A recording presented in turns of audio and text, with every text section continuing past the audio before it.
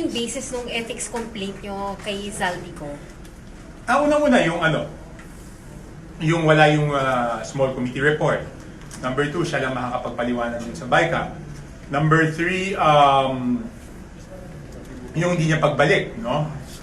Number 4 is yung possible na benefit ng niya doon sa SunWest, no? 4 yun. Pero today, pagdating ko sa Congress, I will file a supplementary complaint dahil nga doon naman sa sinabi ni DE Henry Alcantara, no? So napagdugtong-dugtong na natin, 'di ba? Sinabi ko na yung proponent napakahalaga nung role na ginagampanan, 'di ba? Sinabi na ni DE Alcantara na pag may na-insert, 'di ba? Meron silang dinideliver na amount, no? Nung una 20%, pangalawa nung later on naging 25%. So napakahalaga, no? So ngayon maiintindihan na ng ating mga kababayan kung bakit napakahalaga doon sa aking presentation yung sinasabi ko na kung sino yung proponent at kung iyan ay iba doon sa distrito na pinupuntahan. So ngayon napagdugtong na natin.